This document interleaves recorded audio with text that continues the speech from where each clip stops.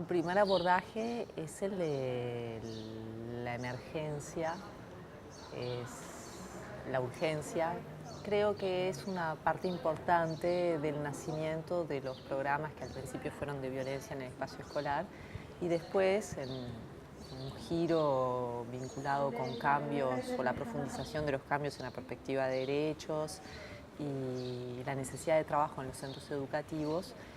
Se asoció mucho con trabajar a nivel de climas conflictivos, que creo que es una primera versión de lo que se entiende por trabajar en convivencia y que ha dado vida a múltiples iniciativas, programas, hoy en día en la ANEP y hasta en el Ministerio de Desarrollo Social, que intentan a través de cambios estructurales, de propuestas de trabajo concretas, de distintas dinámicas, de propuestas centradas en los derechos humanos, de propuestas didácticas, pedagógicas, mejorar el clima de convivencia.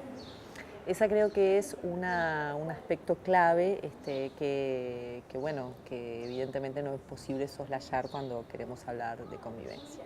Hay luego una dimensión más profunda que tiene que ver con una perspectiva política y vinculada a la reflexión sobre la vida cotidiana de los centros y la transformación, en la cual lo que entiendo por convivencia se vincula a una noción más estructural, o sea, un centro educativo en el cual efectivamente se impulse de forma sostenida una perspectiva de derechos y de participación, de la participación de aquellos que hoy en día siguen teniendo dificultades para que su voz sea escuchada en el marco de la escuela, del liceo, de la escuela técnica, que son fundamentalmente los estudiantes vulnerables y los padres.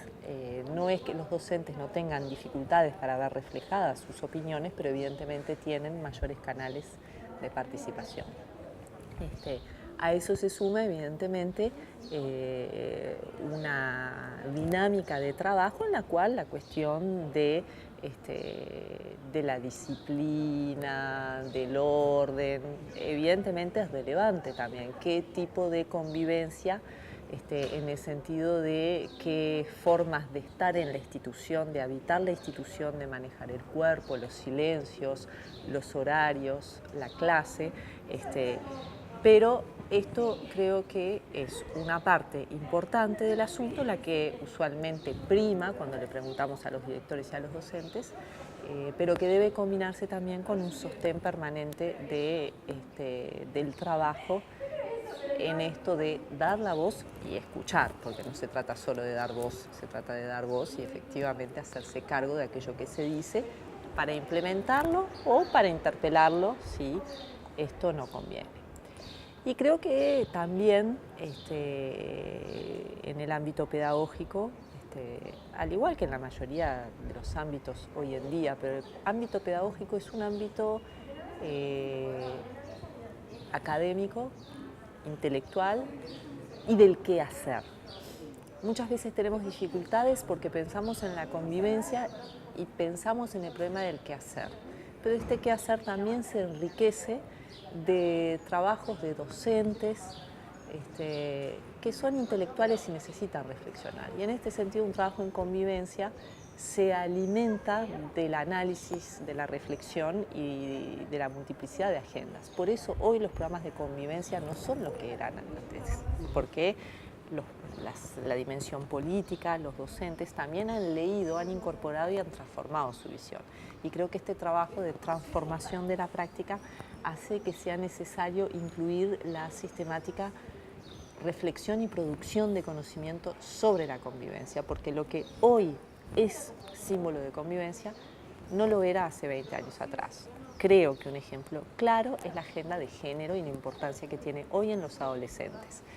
Tal vez hace 10 años atrás no se hubiera planteado la cuestión de género o no se hubiera planteado en los términos en los cuales hoy lo plantean los adolescentes y los adultos. Entonces creo que hay aquí un ejemplo de esta necesidad de transformación permanente. El conflicto así lo hemos planteado, así lo pienso, así lo veo desde mi punto de vista, es inherente a las relaciones humanas. Y probablemente, tanto en el quehacer como en la reflexión, debemos aceptar que el intercambio entre los seres humanos, el vivir juntos, el estar juntos, va a suponer multiplicidad de encuentros, pero va a suponer desencuentros y conflictos.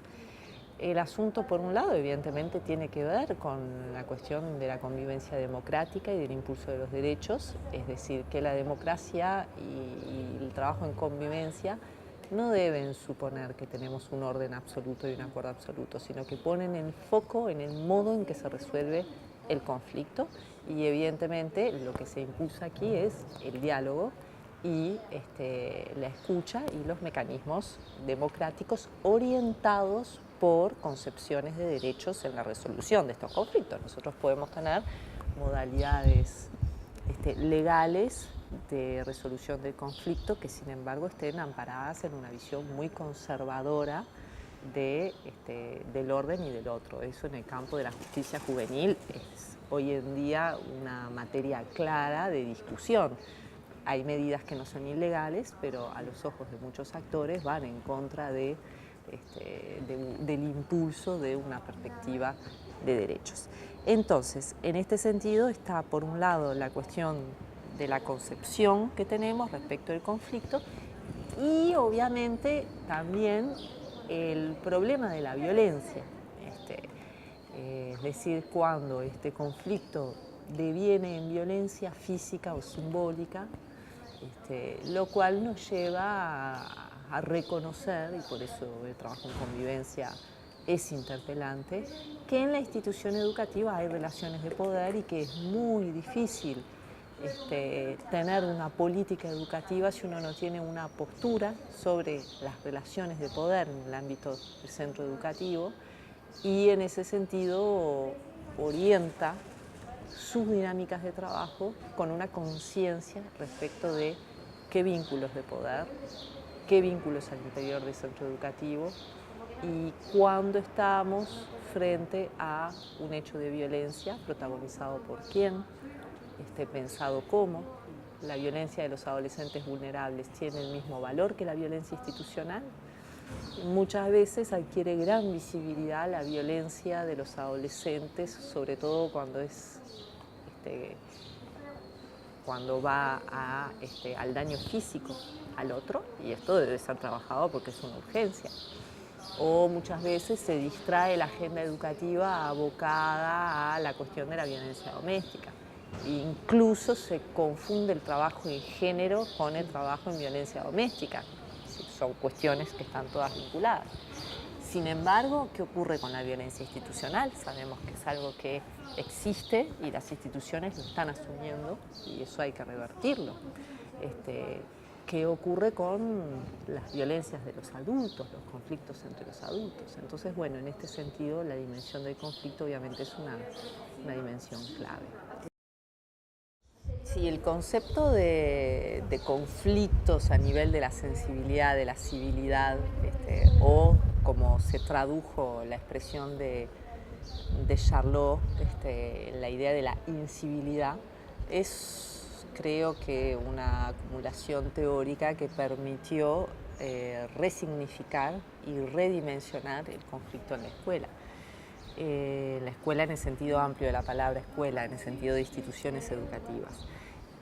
Allí lo que ocurrió fue que el conflicto protagonizado por los adolescentes, por los estudiantes y eventualmente también por los adultos, era pensado en términos criminológicos, es decir, hay una lesión a un derecho, entonces debe pensarse qué tipo de sanción y la emergencia de la violencia en la institución supone un correlato con el problema de la violencia social, que hoy en día básicamente está bajo una agenda de seguridad, ¿no? En el sentido, por lo menos en el caso uruguayo, en el cual no estamos con grandes conflictos que involucren una dimensión política. Y ahí lo que la reflexión permitió apuntalar fue el hecho de que en realidad, si nosotros pensamos la violencia desde el punto de vista criminológico, hechos de sangre, heridas, golpes, sí, vamos a encontrar eso en los centros educativos, pero en términos estadísticos en una dimensión realmente insignificante. Y sin embargo, ¿cómo explicar ese malestar, esa incomodidad? ¿Cómo explicar el hecho de que hay tan pocos hechos de violencia física y a veces los docentes nos dicen que hay violencia en la institución? Y ahí lo que el concepto permitió fue justamente centrar el asunto en la cuestión de las pequeñas faltas de respeto, la humillación, que se juegan en conductas mínimas. Es decir, puede ser muy interpelante para un docente que un alumno coma en clase, esté con lentes de sol, tamborilee, haga música, que haya desorden, que no se respeten las consignas disciplinares o las consignas pedagógicas, hasta bueno, el trato y el vínculo que van típicamente en el problema del lenguaje, el lenguaje soez, el lenguaje popular, que es a esta altura un ícono del problema de la violencia en la escuela. Las sensibilidades permitieron posicionar el problema donde realmente existe. Evidentemente, estas dinámicas que tocan esta categoría de CENET tan importante que es el respeto, que tiene que ver con el lugar del otro y el lugar que le confiero al otro, en términos de explicación son mucho más potentes para lograr comprender qué es lo que ocurre en la institución. Y ahí regresamos a una reflexión que nos permite abordar el problema de las instituciones, de la autoridad y de la representación en nuestra modernidad tardía del otro, el problema de la igualdad, el problema de los lugares y el problema de los objetivos de la institución en una sociedad que es desigual. Y terminamos encontrando un correlato entre estas faltas de respeto y los problemas no resueltos de nuestras sociedades contemporáneas.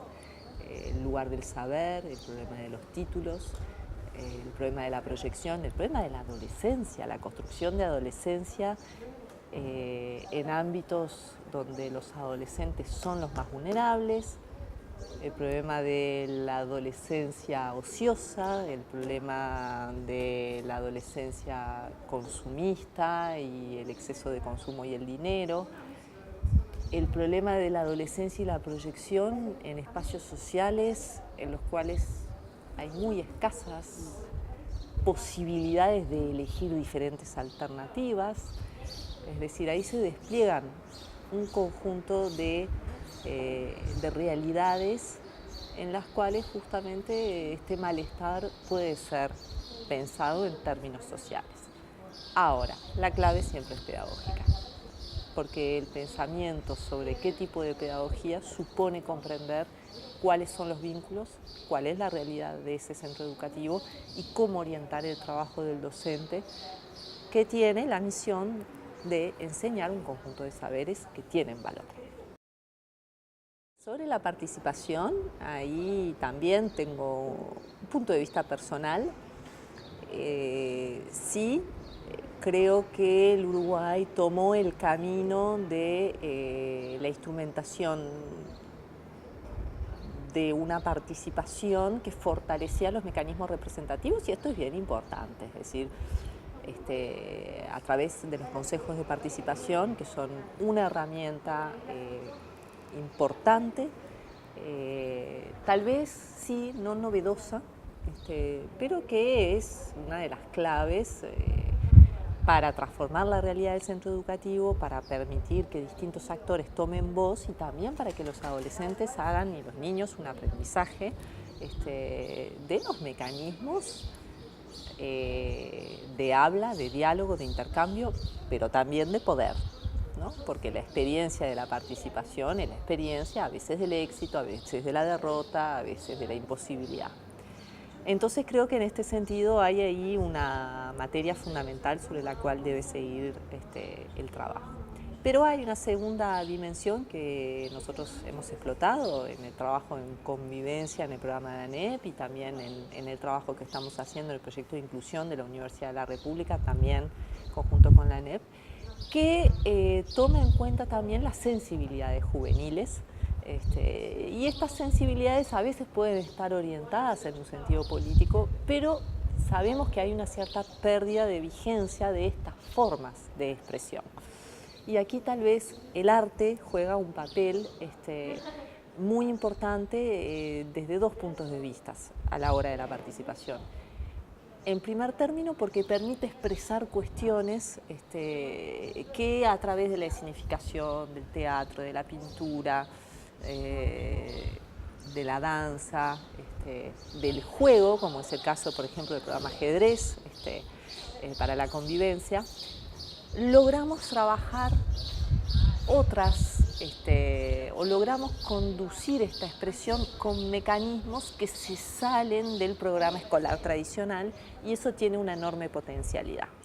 La potencialidad de permitir esto, por un lado, en un escenario diferente, que no es el escenario tradicional en el cual el docente que tiene la autoridad da aula, docente, escenario interpelado, pero aún hoy presente en la escena y en el contrato.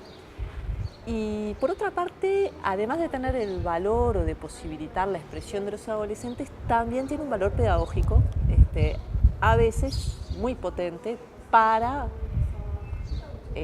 canalizar los deseos de los adolescentes, pero también para ayudarlos a construir esto, porque ya sabemos, es casi que de sentido común, que a participar se aprende, y la institución también sabe que tiene esta doble responsabilidad, la de habilitar la participación, pero también la de enseñar a participar. Y ahí es donde viene la complejidad del asunto, porque hay que seguir pensando cuáles son los mecanismos. Todos estos mecanismos, de todas formas, nunca dejan a un lado el trabajo pedagógico, porque la expresión, por ejemplo, el habla, el manejo del idioma español, el conocimiento de la historia, del presente, del pasado, de la geografía, es decir, el cuerpo disciplinar es imprescindible para participar, porque canaliza la representación del mundo. Sin el instrumento oral, sin el manejo de la palabra, sin el manejo de la escritura, no podemos hablar de participación. Ahora hay un trabajo paralelo y los dos son necesarios. Ahí, eso tal cual. El otro día fuimos a un espacio de participación, los chiquillos, dentro de la entrevista, lo que planteaban era: nosotros nos dan todo el espacio para participar, hacemos, pero después todo lo que dijimos, que tienen 13, 14, 15 años, ¿no? Queda en la nada. Queda ahí. Y ellos se dan cuenta. Arremeter. Y tal, la última pregunta. Bueno, ¿cómo es ese vínculo? ¿Cómo es? No, pero la relación entre el docente y el alumno en esto que estás planteando, a nivel pedagógico, ¿hacia dónde habría que tenderlo, digamos, ese vínculo? ¿Por dónde percibís que habría que o fortalecerlo o reconducirlo? Es una pregunta difícil. Sí. Pero para hablar un poco de eso, el vínculo del docente-alumno. Claro. No sé si existe un vínculo docente-alumno, existen vínculos docentes, entre docentes y alumnos, en escenarios marcados por la multiplicidad. La unidad formal del cargo no se corresponde con la realidad, a nivel cultural, económico, personal, social, porque están los clivajes individuales y los clivajes sociales y los clivajes institucionales. Entonces, en definitiva, hay algunas claves universales de ese vínculo: su mandato político, su lugar en la sociedad contemporánea, el lugar de la adolescencia en el Uruguay, las formas de contrato, y después hay particularidades. Eso creo que es un dato. Pero dentro de los debates varios y múltiples que interesan, creo que el primero es esta cuestión de la autoridad en un mundo que no coloca, vamos a decir, interpela sistemáticamente la centralidad de una autoridad en las instituciones. Entonces ahí hay un juego complejo que repensar y que creo que es ventajoso, porque anteriormente el escenario en el cual el docente era la máxima figura de autoridad también se correspondía con un máximo de responsabilidad. Y esto de alguna manera hoy está en jaque en las propias expresiones de la institución, de los trabajadores, que a veces no se piensan como autoridad, sino que se piensan como trabajadores, por lo tanto en una relación de dependencia funcional. Entonces, hoy en día también el rol de los padres se espera que sea otro. Es otro en las instituciones, sobre todo, por ejemplo, en las instituciones privadas o en algunas instituciones públicas en las cuales se han empoderado. Pero estas dinámicas de empoderamiento en una sociedad en red, en la cual la información circula, no permiten pensar una centralidad del poder, y este nuevo mapa es el mapa que creo que resignifica la idea de la autoridad y que debemos comprender, porque también los adolescentes ya no están en un mundo en el cual el adulto pueda ejercer esta autoridad sin que ellos la interpelen, porque incluso la infancia, la niñez, la adolescencia, hoy políticamente ya están también siendo sistemáticamente resignificadas por una concepción de derechos que nada tiene que ver con los fundamentos bajo los cuales la escuela en la primera modernidad y el concepto de cargo docente en aquel entonces se estructuró. Por supuesto que esta tradición ya está revisada en múltiples expresiones de la institución respecto de la concepción del trabajo docente. Pero ahí creo que entre este escenario que en algún caso denominamos de multiplicidad por la diversidad social, en otros de fragmentación, en el sentido de que hay experiencias también muy diferentes y que estas experiencias siguen reproduciendo canales de aislamiento y haciendo crecer canales de aislamiento en la sociedad. Pero además de esto, existen cambios generacionales indudables que creo que tocan a toda la institución. Hay algunas experiencias de recuperación del vínculo pedagógico a través de prácticas que reproducen un modelo de autoridad de la primera modernidad, una moral muy fuerte, la sanción, el castigo, pero cuando esos modelos existen lo hacen en base a la selección de poblaciones vulnerables, y esa selección ya impone un privilegio que le permita a la institución reproducir cierta modalidad de autoridad. Pero cuando no se dan esas condiciones del juego, no hay margen político para una centralidad de la autoridad que de alguna manera se conciba enunciando una norma que no puede ser interpelada por el otro, que en este caso es el adolescente o la comunidad.